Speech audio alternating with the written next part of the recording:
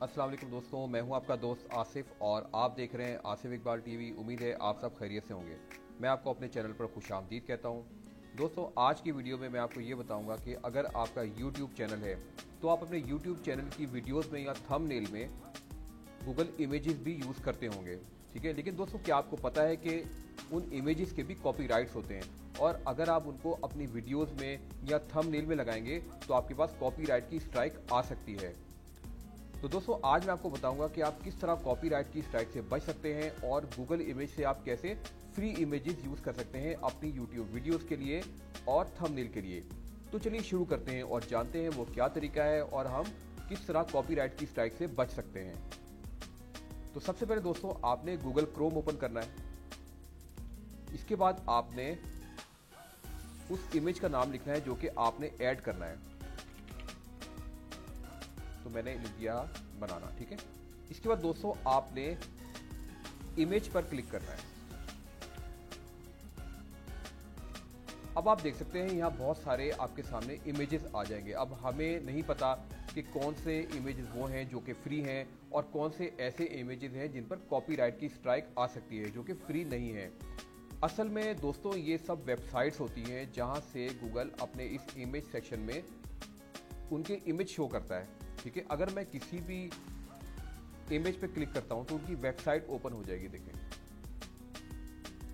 ये देखें, इनकी वेबसाइट ओपन हो चुकी है। इसलिए मैं कोई भी इमेज इसमें यूज नहीं कर सकता क्योंकि कॉपीराइट की स्ट्राइक आ सकती है। इसलिए दोस्तों, मुझे यूज करने हैं फ्री इमेजेस, ठीक है। अब मैं वन बाय वन चेक करूं, हो सकता है इसमें कुछ ऐसी वेबसाइट भी मुझे मिल जाए जो कि फ्री इमेजेस प्रोवाइड कर रही हो, ठीक है। लेकिन उसका एक आसान तरीका यह है कि आपने टूल्स पर क्लिक करना है। ये देखें, ये लिखा हुआ है टूल्स, तो आपने इस पर क्लिक करना है। अब आपके सामने ये देखें, ये एक ऑप्शन आ जाएगा, इसमें लिखा हुआ है यूजेज राइट्स, तो आपने इस पर क्लिक कर देना है।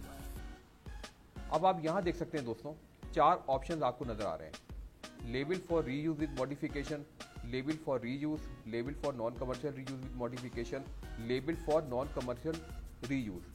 तो नीचे के जो 2 ऑप्शन है वो आपने यूज़ नहीं करने क्योंकि आप, जाहिर सी बात है, यूट्यूब से पैसा कमाएंगे, तो आप कमर्शियल यूज़ कर रहे हैं। तो इसके लिए आपने ऊपर के जो 2 ऑप्शन है वो आपने यूज़ करने हैं, label for reuse with modification और लेबल फॉर रीयूज।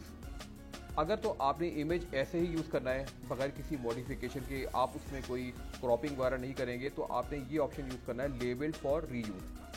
और अगर आप उसमें कोई क्रॉपिंग करेंगे, कोई चेंजिंग करेंगे, कलर चेंज करेंगे, कुछ भी, तो आपने यूज़ करना है label for reuse with modification. अब मैं इस पर क्लिक करता हूँ, पहले वाले ऑप्शन पे जो लिखा हुआ है label for reuse with modification.